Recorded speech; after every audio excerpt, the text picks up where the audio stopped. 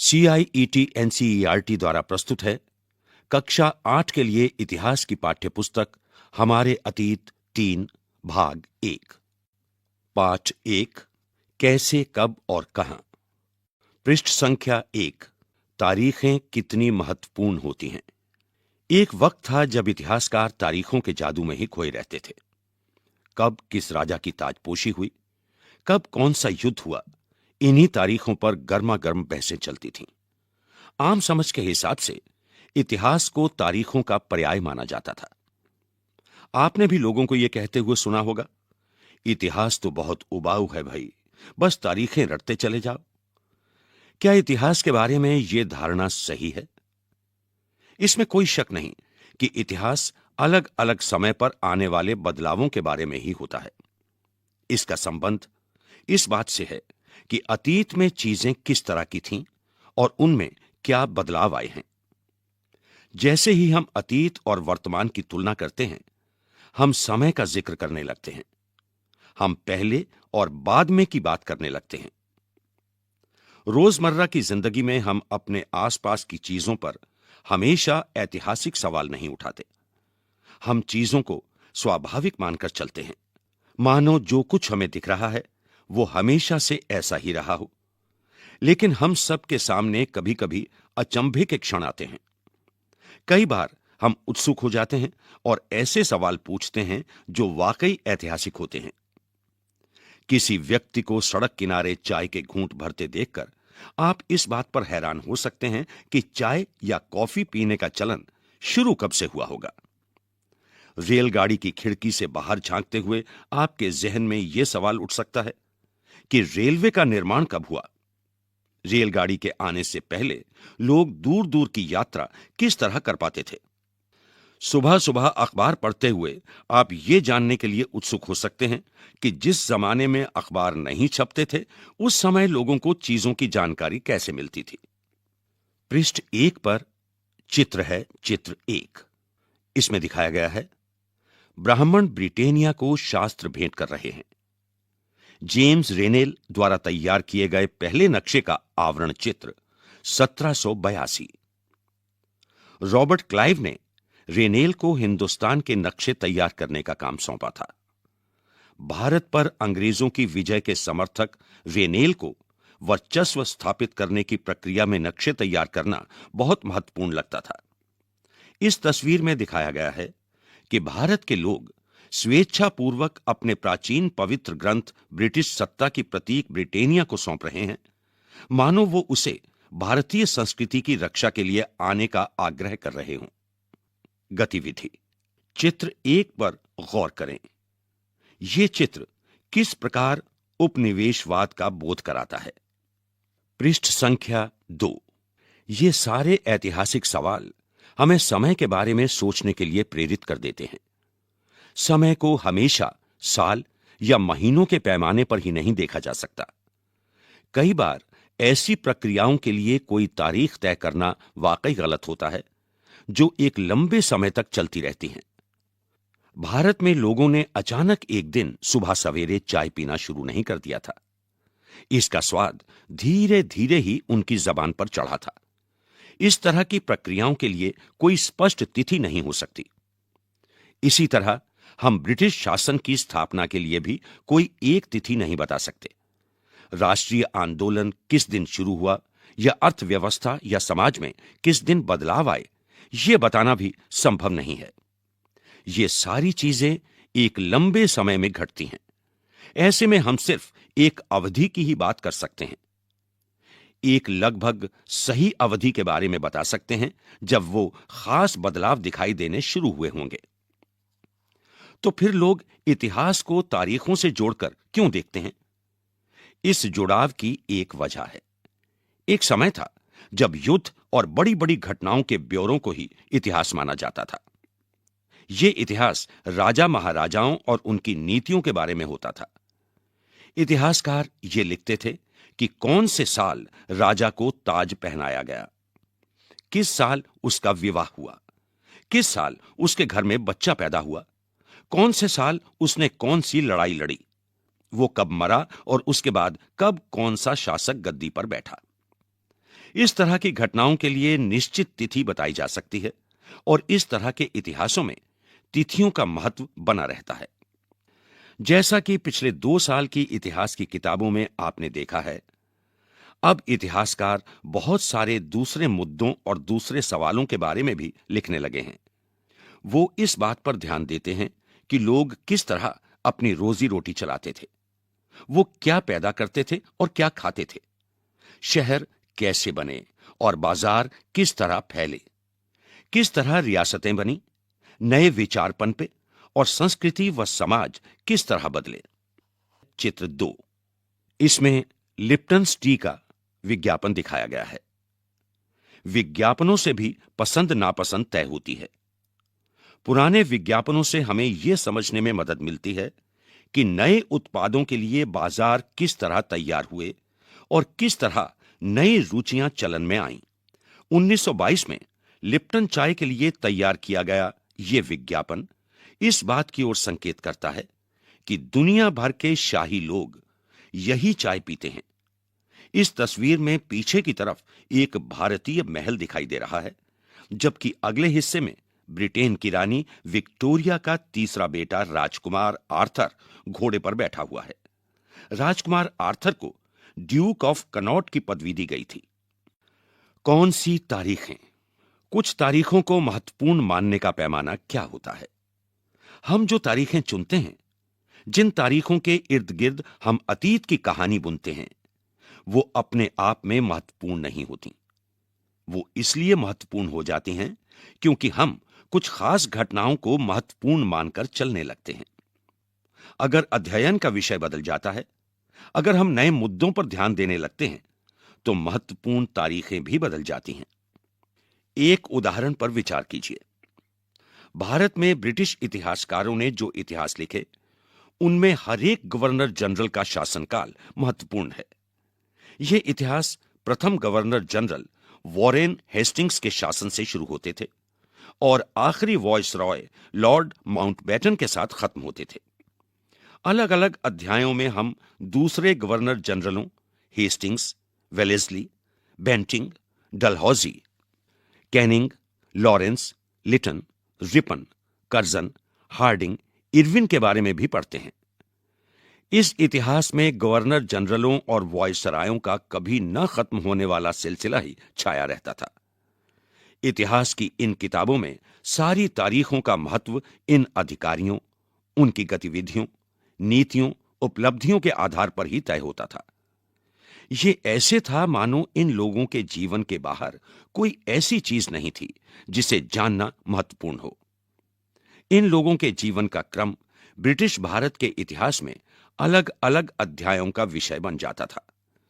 क्या हम इसी दौर के इतिहास को अलग ढंग से नहीं लिख सकते? गवर्नर जनरलों के इस इतिहास के चौखटे में हम भारतीय समाज के विभिन्न समूहों और वर्गों की गतिविधियों पर किस तरह ध्यान दे सकते हैं?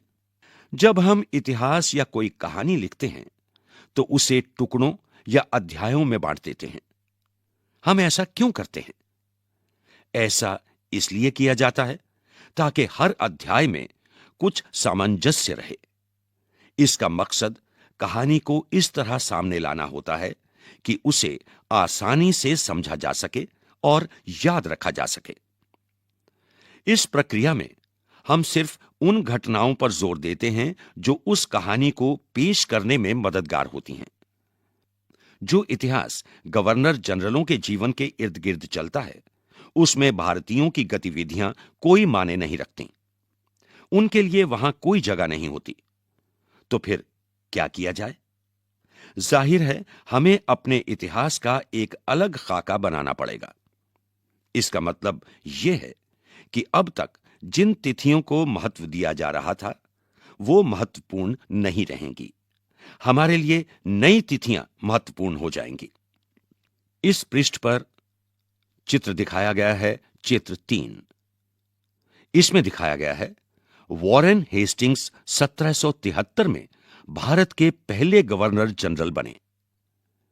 इतिहास की किताबों में गवर्नर जनरलों के कारनामों, जीवनियों में उनकी गौरव गाथाओं और तस्वीरों में उनके भव्य व्यक्तित्व को उभारा जाता था। पृष्ठ संख्या 3। हम अवधियां कैसे तय करते हैं? 1817 में स्कॉटलैंड के अर्थशास्त्री और राजनीतिक दार्शनिक जेम्स मिल ने 3 विशाल खंडों में a history of British India अर्थात ब्रिटिश भारत का इतिहास नामक एक किताब लिखी। इस किताब में उन्होंने भारत के इतिहास को हिंदू, मुस्लिम और ब्रिटिश इन 3 कालखंडों में बांटा था। कालखंडों के इस निर्धारण को ज्यादातर लोगों ने मान भी लिया। क्या आपको भारतीय इतिहास को समझने के इस तरीके में कोई समस्या दिखाई देती है? इतिहास को हम अलग-अलग कालखंडों में बांटने की कोशिश क्यों करते हैं? इसकी भी एक वजह है। हम एक दौर की खासियतों, उसके केंद्रीय तत्वों को पकड़ने की कोशिश करते हैं। इसीलिए ऐसे शब्द महत्वपूर्ण हो जाते हैं जिनके सहारे हम समय को बांटते हैं। ये शब्द अतीत के बारे में हमारे विचारों को दर्शाते हैं। वो हमें बताते हैं कि एक अवधि से दूसरी अवधि के बीच आए बदलावों का क्या महत्व होता है।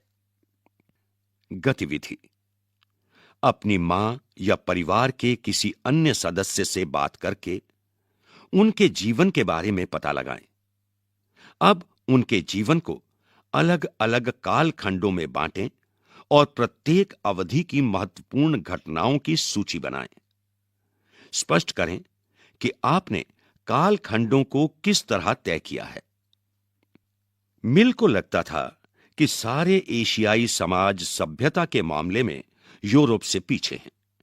इतिहास की उनकी समझदारी यह थी कि भारत में अंग्रेजों के आने से पहले यहां हिंदू और मुसलमान तानाशाहों का ही राज चलता था।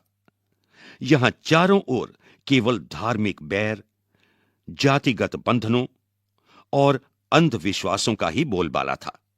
मिल की राय में ब्रिटिश शासन भारत को सभ्यता की राह पर ले जा सकता था। इस काम के लिए जरूरी था कि भारत में यूरोपीय शिष्टाचार, कला, संस्थानों और कानूनों को लागू किया जाए। मिल ने तो यहां तक सुझाव दिया था कि अंग्रेजों को भारत के सारे भूभाग पर कब्जा कर लेना चाहिए ताकि भारतीय जनता को ज्ञान और सुखी जीवन प्रदान किया जा सके। उनका मानना था कि अंग्रेजों की मदद के बिना हिंदुस्तान प्रगति नहीं कर सकता। पृष्ठ संख्या 4। इतिहास की इस धारणा में अंग्रेजी शासन प्रगति और सभ्यता का प्रतीक था। अंग्रेजी शासन से पहले सारा अंधकार का दौर था। क्या इस तरह की धारणा को स्वीकार किया जा सकता है? क्या इतिहास के किसी दौर को हिंदू या मुसलमान दौर कहा जा सकता है? क्या इन सारे दौरों में कई तरह के धर्म एक साथ नहीं चलते थे? किसी युग को केवल उस समय के शासकों के धर्म के हिसाब से तय करने की जरूरत क्या है? अगर हम ऐसा करते हैं तो इसका मतलब यह कहना चाहते हैं कि औरों के जीवन और तौर तरीकों का कोई महत्व नहीं होता। हमें याद रखना चाहिए कि प्राचीन भारत में सारे शासकों का भी एक धर्म नहीं होता था। अंग्रेजों द्वारा सुझाए गए वर्गीकरण से अलग हटकर इतिहासकार भारतीय इतिहास को आमतौर पर प्राचीन, मध्यकालीन तथा आधुनिक काल में बांटकर देखते हैं। इस विभाजन की भी अपनी समस्याएं हैं। इतिहास को इन खंडों में बांटने की यह समझ भी पश्चिम से आई है। पश्चिम में आधुनिक काल को विज्ञान, तर्क, लोकतंत्र, मुक्ति और समानता जैसी आधुनिकता की ताकतों के विकास का युग माना जाता है। उनके लिए मध्यकालीन समाज वो समाज थे जहां आधुनिक समाज की ये विशेषताएं नहीं थीं। क्या हम अपने अध्ययन के लिए आधुनिक काल की इस अवधारणा को बिना सोचे विचारे ऐसे ही अपना सकते हैं? जैसे कि आप इस किताब को देखेंगे, अंग्रेजों के शासन में लोगों के पास समानता, स्वतंत्रता या मुक्ति नहीं थी। ना ही ये आर्थिक विकास और प्रगति का दौर था। बहुत सारे इतिहासकार इस युग को औपनिवेशिक युग कहते हैं। औपनिवेशिक क्या होता है? इस किताब में आप जानेंगे कि किस तरह अंग्रेजों ने हमारे देश को जीता और स्थानीय नवाबों और राजाओं को दबाकर अपना शासन स्थापित किया। आप जानेंगे कि किस तरह उन्होंने अर्थव्यवस्था व समाज पर नियंत्रण स्थापित किया, अपने सारे खर्चों को निपटाने के लिए राजस्व वसूल किया, अपनी जरूरत की चीजों को सस्ती कीमत पर खरीदा, निर्यात के लिए महत्वपूर्ण फसलों की खेती कराई और इन सारी कोशिशों के कारण क्या बदलाव आए। आप ये भी जानेंगे कि ब्रिटिश शासन के कारण यहां की मूल्य मान्यताओं और पसंद नापसंद, रीति रिवाज व तौर तरीकों में क्या बदलाव आए। जब एक देश पर दूसरे देश के दबदबे से इस तरह के राजनीतिक, आर्थिक, सामाजिक और सांस्कृतिक बदलाव आते हैं तो इस प्रक्रिया को औपनिवेशीकरण कहा जाता है। लेकिन जल्दी ही आप ये समझ जाएंगे कि सारे वर्ग और समूह इन बदलावों को एक ही ढंग से अनुभव नहीं कर रहे थे। इसीलिए इस किताब को हमारे अतीत नाम दिया गया है। हमारे अतीत यानी कई अतीतों पर केंद्रित। पृष्ठ संख्या 5। स्रोत 1। गृह विभाग को भेजी गई रिपोर्टें। सन 1946 में भारत की औपनिवेशिक सरकार शाही भारतीय नौसेना के जहाजों में सिपाहियों की बगावत को कुचलने का प्रयास कर रही थी। उस समय विभिन्न बंदरगाहों से गृह विभाग को जो रिपोर्टें मिल रही थीं, उनके कुछ नमूने इस प्रकार हैं। बंबई, इस बात का इंतजाम कर लिया गया है कि सेना जहाजों और दफ्तरों पर कब्जा कर ले। शाही नौसैनिक जहाज अभी भी बंदरगाह से बाहर ही हैं। कराची, 301 विद्रोहियों को गिरफ्तार कर लिया गया है। कुछ अन्य संदेहास्पद विद्रोही भी गिरफ्तार किए गए हैं। सारे दफ्तर सैनिक निगरानी में हैं। विशाखापट्टनम, स्थिति पूरी तरह नियंत्रण में है और कहीं हिंसा नहीं हुई है। जहाजों और प्रतिष्ठानों पर सैनिक गार्ड तैनात कर दिए गए हैं। किसी परेशानी की उम्मीद नहीं है सिवाय इसके कि संभव है कुछ सिपाही काम पर न आएं। Director of intelligence headquarter India command situation report संख्या 7, फाइल संख्या 5/21/46। गृह राजनीतिक भारत सरकार। हम किस तरह जानते हैं?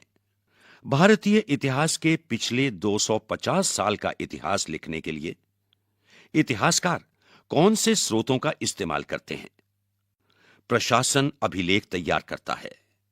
अंग्रेजी शासन द्वारा तैयार किए गए सरकारी रिकॉर्ड इतिहासकारों का एक महत्वपूर्ण साधन होते हैं। अंग्रेजों की मान्यता थी कि चीजों को लिखना बहुत महत्वपूर्ण होता है। उनके लिए हर निर्देश, हर योजना, नीतिगत फैसले, सहमति, जांच को साफ साफ लिखना जरूरी था। ऐसा करने के बाद चीजों का अच्छी तरह अध्ययन किया जा सकता था और उन पर वाद विवाद किया जा सकता था। इस समझदारी के चलते ज्ञापन, टिप्पणी और प्रतिवेदन पर आधारित शासन की संस्कृति पैदा हुई। अंग्रेजों को यह भी लगता था कि तमाम अहम दस्तावेजों और पत्रों को संभाल कर रखना जरूरी है। लिहाजा उन्होंने सभी शासकीय संस्थानों में अभिलेख कक्ष भी बनवा दिए। तहसील के दफ्तर, कलेक्ट्रेट, कमिश्नर के दफ्तर, प्रांतीय सचिवालय, कचहरी, सबके अपने रिकॉर्ड रूम होते थे। महत्वपूर्ण दस्तावेजों को बचाकर रखने के लिए अभिलेखागार यानी आर्काइव और संग्रहालय जैसे संस्थान भी बनाए गए। 19वीं सदी की शुरुआत में प्रशासन की एक शाखा से दूसरी शाखा के पास भेजे गए पत्रों और ज्ञापनों को आप आज भी अभिलेखागारों में देख सकते हैं। वहां आप जिला अधिकारियों द्वारा तैयार किए गए नोट्स और रिपोर्ट पढ़ सकते हैं या ऊपर बैठे अफसरों द्वारा प्रांतीय अधिकारियों को भेजे गए निर्देश और सुझाव देख सकते हैं। 19वीं सदी के शुरुआती सालों में इन दस्तावेजों की सावधानी पूर्वक नकलें बनाई जाती थीं। उन्हें खुशनवीसी के माहिर लिखते थे। खुशनवीसी या सुलेख नवीस ऐसे लोग होते हैं जो बहुत सुंदर ढंग से चीजें लिखते हैं। 19वीं सदी के मध्य तक छपाई तकनीक भी फैलने लगी थी। इस तकनीक के सहारे अब प्रत्येक सरकारी विभाग की कार्रवाइयों के दस्तावेजों की कई कई प्रतियां बनाई जाने लगीं। इस पृष्ठ में चित्र दिखाया गया है, चित्र 4। इस चित्र में 1920 के दशक में बनाए गए भारतीय राष्ट्रीय अभिलेखागार का चित्र दिखाया गया है। जब नई दिल्ली का निर्माण हुआ तो राष्ट्रीय संग्रहालय और राष्ट्रीय अभिलेखागार दोनों ही वॉयसरॉय के निवास के नजदीक बनाए गए थे।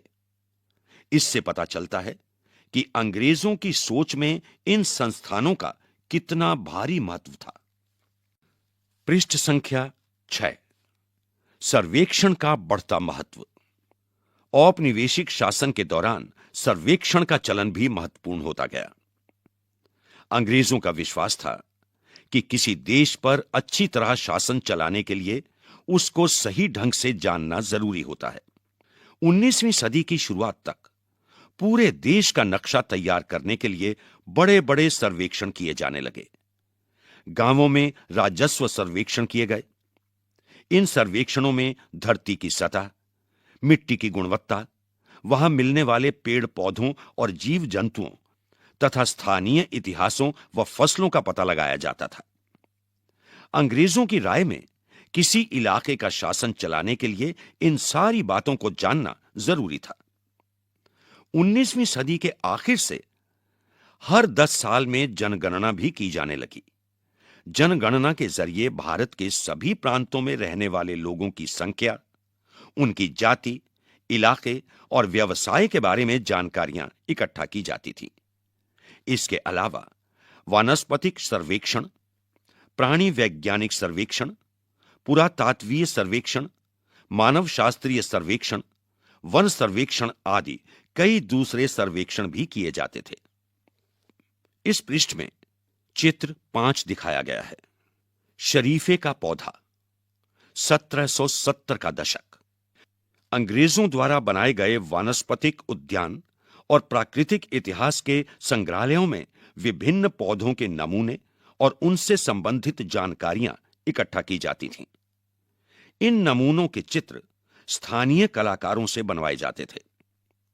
अब इतिहासकार इस बात पर ध्यान दे रहे हैं कि इस तरह की जानकारी किस तरह इकट्ठी की जाती थी और इससे उपनिवेशवाद के बारे में क्या पता चलता है।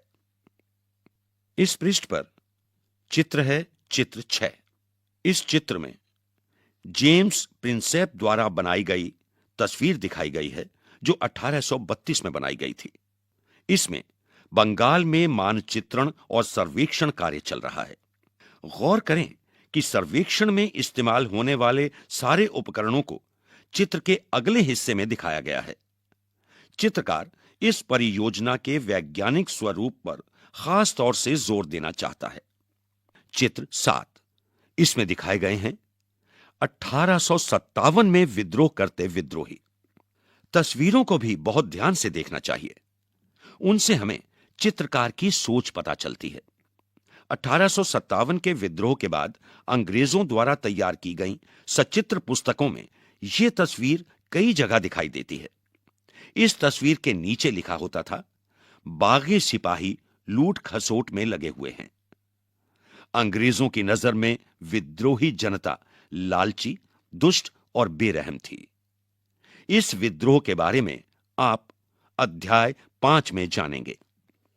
पृष्ठ संख्या 7, अधिकृत रिकॉर्ड से क्या पता नहीं चलता। रिकॉर्ड्स के इस विशाल भंडार से हम बहुत कुछ पता लगा सकते हैं। फिर भी इस बात को नजरअंदाज नहीं किया जा सकता कि ये सारे सरकारी रिकॉर्ड हैं।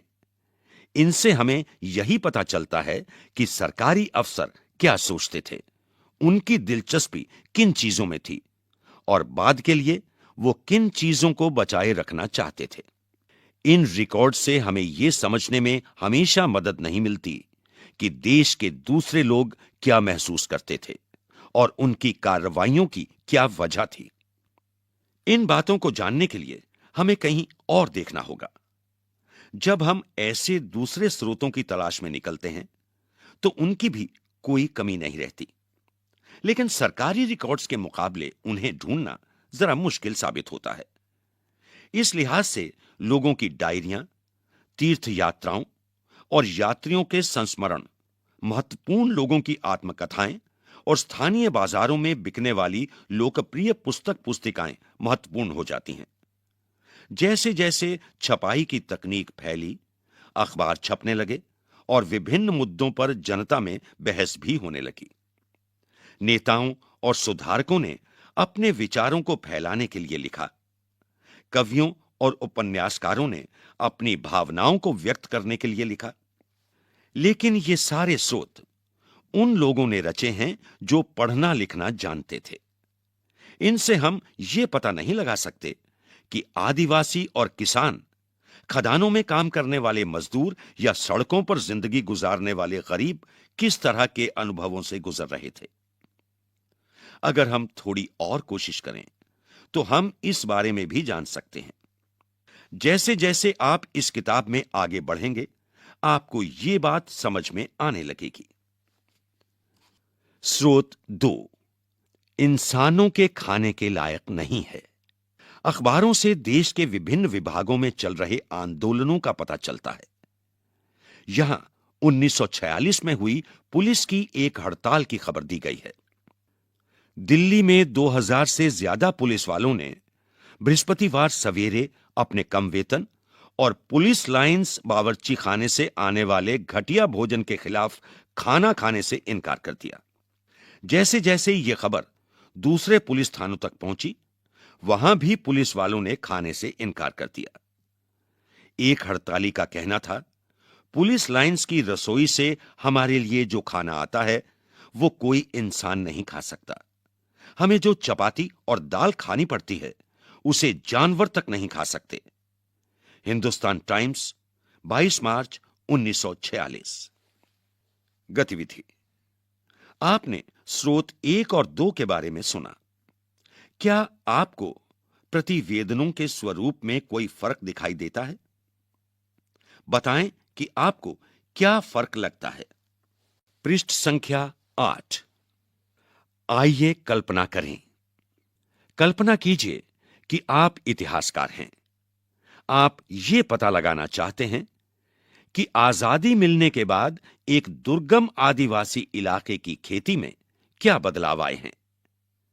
इन जानकारियों को ढूंढने के विभिन्न तरीकों की सूची बनाएं। अभ्यास। फिर से याद करें। प्रश्न 1, सही और गलत बताएं। क, जेम्स मिल ने भारतीय इतिहास को हिंदू, मुस्लिम, ईसाई 3 कालखंडों में बांट दिया था। ख, सरकारी दस्तावेजों से हमें यह समझने में मदद मिलती है कि आम लोग क्या सोचते हैं। ग, अंग्रेजों को लगता था कि सही तरह शासन चलाने के लिए सर्वेक्षण महत्वपूर्ण होते हैं। आइए विचार करें। प्रश्न 2, जेम्स मिल ने भारतीय इतिहास को जिस तरह कालखंडों में बांटा है उसमें क्या समस्याएं हैं। प्रश्न 3, अंग्रेजों ने